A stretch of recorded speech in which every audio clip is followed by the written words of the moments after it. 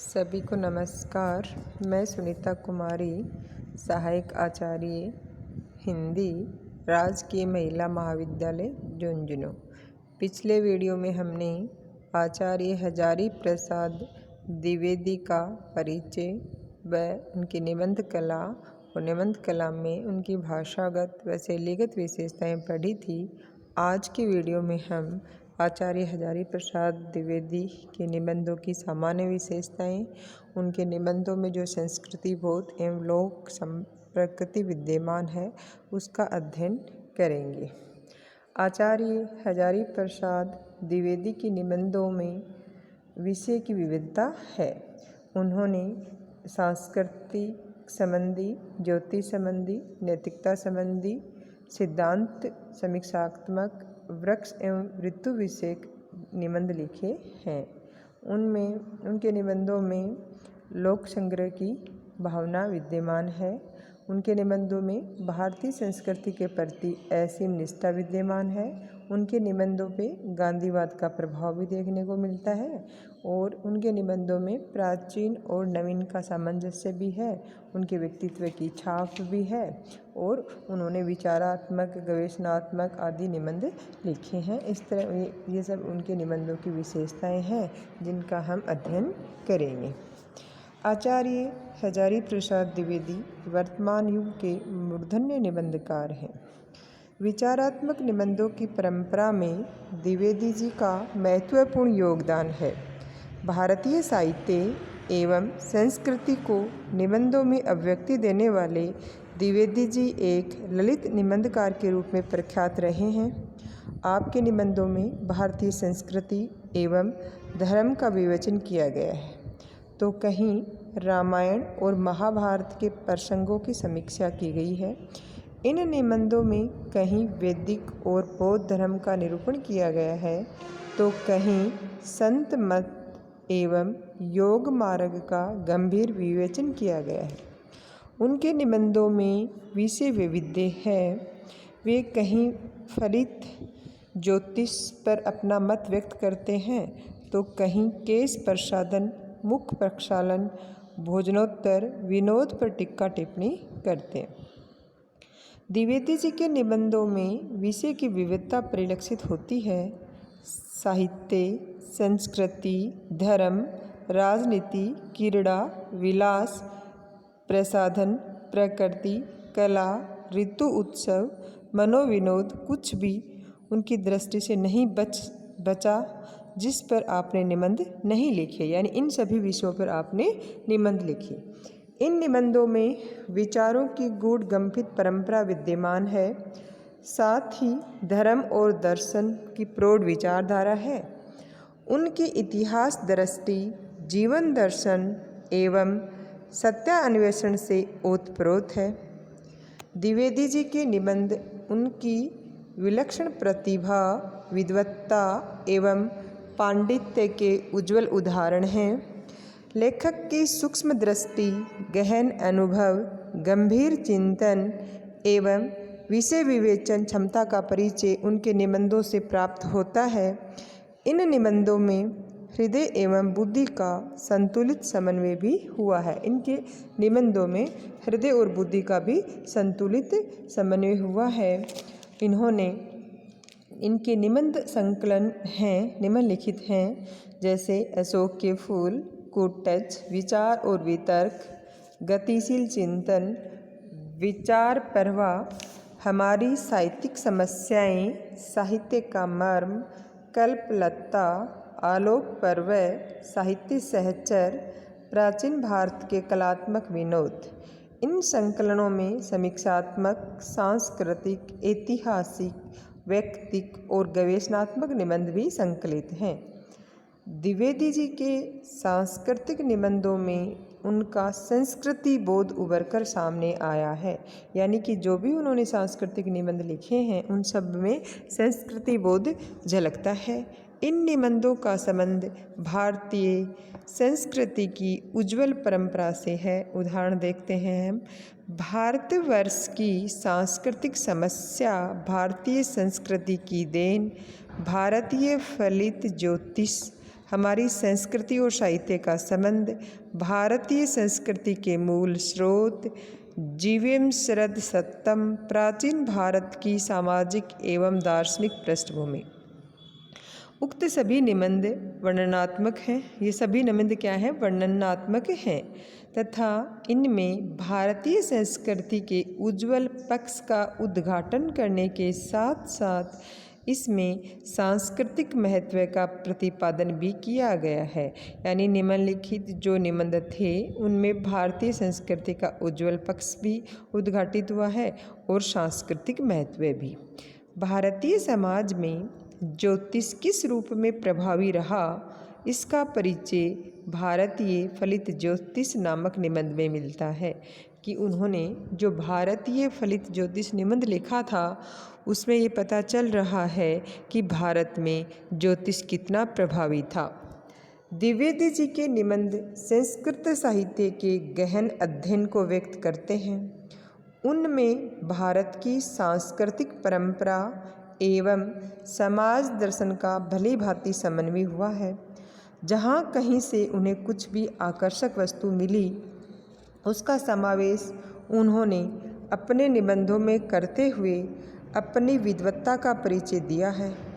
इन निबंधों में भारत की संस्कृति, परंपरा, जीवन दर्शन, जीवन मूल्य एवं मानवीय आदर्शों की अद्भुत छटा विद्यमान है।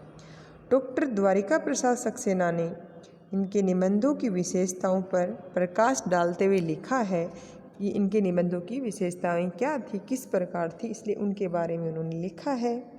आपके निबंध चिंतन एवं मनन से परिपूर्ण भारतीय संस्कृति एवं भारतीय सभ्यता पर आधारित हैं तथा जीवन एवं जगत की गहन अनुभूतियों के भंडार हैं। उनमें प्राचीनता एवं नवीनता का विलक्षण सामंजस्य दृष्टिगोचर होता है। ये सब डॉक्टर द्वारिका प्रसाद सक्सेना ने उनके निबंधों की विशेषताएं बताई हैं। द्विवेदी जी के निबंधों में भारतीय संस्कृति की जीवंत परंपरा तो विद्यमान है ही, साथ ही उसमें राष्ट्रीय भावों की अविच्छिन्न धारा भी प्रभावित हो रही है जो हृदय की अनुभूतियों को उदार बनाती है तथा हमारी संवेदनाओं को जगाती है। द्विवेदी जी मानव मूल्यों को वरीयता देने वाले ऐसे साहित्यकार थे जो साहित्य का उद्देश्य लोक कल्याण स्वीकारते थे। अपने निबंध संकलन विचार और वितर्क में वे लिखते हैं, क्या लिखा है उन्होंने? वह शास्त्र, वह रस ग्रंथ, वह कला, वह नृत्य, वह राजनीति, वह समाज सुधार और पूजा पार्वण जंजाल मात्र है जिससे मनुष्यता का भला न होता हो। द्विवेदी जी ने अपने निबंधों में शुद्ध मानवतावादी विचारधारा के पोषक हैं। यानी उन्होंने अपने जो भी निबंध लिखे हैं उसमें मानवतावादी विचारधारा का पोषण किया है। प्रकृति के प्रति गहरा अनुराग, वनस्पति जगत से आत्मीयता और तरह तरह के पेड़ पौधों का सूक्ष्म निरीक्षण उनके अनेक निबंधों में दिखाई देता है। यानी कि उन्होंने प्रकृति के बारे में अपने निबंधों में लिखा है। उनकी गहरी विद्वत्ता इन निबंधों में झलकती है क्योंकि वे विविध विषयों यथा इतिहास, दर्शन, संस्कृति, भूगोल, लोक जीवन, धर्म विज्ञान, भूगोल, खगोल, भाषा विज्ञान, योग, ज्योतिष आदि की जानकारी का उपयोग अपने निबंधों में करते हैं। जो भी जानकारी थी उन्हें संस्कृति संबंधी थी, धर्म विज्ञान से संबंधित थी, खगोल विज्ञान से थी, भाषा विज्ञान से थी, ज्योतिष से संबंधित थी, उन सभी जानकारियों को अपने निबंधों में उन्होंने व्यक्त किया है। द्विवेदी जी ने अपने सांस्कृतिक निबंधों द्वारा नवनिर्माण का संदेश दिया है। वे संस्कृति के प्रति अंधश्रद्धा के हिमायती नहीं थे और न ही उन्होंने संकीर्णतावादी दृष्टिकोण का कभी समर्थन किया। भारतीय संस्कृति की देन तथा भारतवर्ष की सांस्कृतिक समस्या जैसे निबंधों में उन्होंने भारतीय संस्कृति के ऐतिहासिक विकास को भली भांति देखा परखा है और उसके उन तत्वों का समग्रता से विश्लेषण किया जो विश्व बंधुत्व एवं लोक कल्याण की दृष्टि से अत्यंत उपयोगी हैं। शुद्ध सांस्कृतिक निबंधों के अतिरिक्त अपने अन्य निबंधों में भी वे अतीत की ओर झांकते हुए भारतीय संस्कृति का उद्घाटन करने के अवसर प्राप्त कर लेते हैं। जैसे अशोक के फूल, कूटज, देवदारू, मेरी जन्मभूमि, आम फिर बोरा गए जैसे निबंधों में उन्हें जहाँ कहीं अवसर मिला वहाँ इस विषय पर अपने विचार व्यक्त करने का लोभ श्रवण नहीं कर पाते। ये था कूटज निबंध में वे कूटज की अपराजेय जीवन शक्ति की प्रशंसा करते हुए मानव को उसे शिक्षा लेने की प्रेरणा देते हैं। वो एक मानव को कहते हैं, प्रेरणा दे रहे हैं कि किस तरह से कूटज अपराजेय रहता है, उसकी जीवन शक्ति की प्रशंसा करते हैं और शिक्षा देते हैं। क्या कहते हैं? दुखी वह है जिसका मन परवश है, जो दूसरों की खुशामद करता है, दांत निपोड़ता है, चाटुकारिता करता है, दूसरों को फंसाने के लिए जाल बिछाता है। इस तरह की बातें वो अपने इस निबंध में बताते हैं कि वो ही दुखी है जो दूसरों की चाटुकारिता करता है, खुशामद करता है, फंसाने के लिए जाल बिछाता है। कूटज इन सब से मुक्त है, वह बैरागी है, वह मन पर सवारी करता है, मन को अपने ऊपर सवार नहीं होने देता। तो यहाँ अपने कूटज निबंध में उसने बताया है कूटज के माध्यम से कि कूटज मन पर खुद सवारी करता है, मन को अपने पर सवार नहीं होने देता। द्विवेदी जी ने ललित निबंधों की रचना भी की है। इन ललित निबंधों में उनका पांडित्य तो झलकता ही है, साथ ही लोक संप्रकृति का पता भी चलता है। लोक जीवन एवं लोक संस्कृति के तत्व भी द्विवेदी जी के निबंधों में प्रचुरता से मिलते हैं। शब्द चिंतन की दृष्टि से तो द्विवेदी जी की प्रतिभा विलक्षण कही जा सकती है। कूटज निबंध में वे इससे जुड़े शब्दों पर विचार करते हैं। कूटज वह है जो कूट अर्थात कूट से उत्पन्न हुआ है। कूट का अर्थ है चोटी।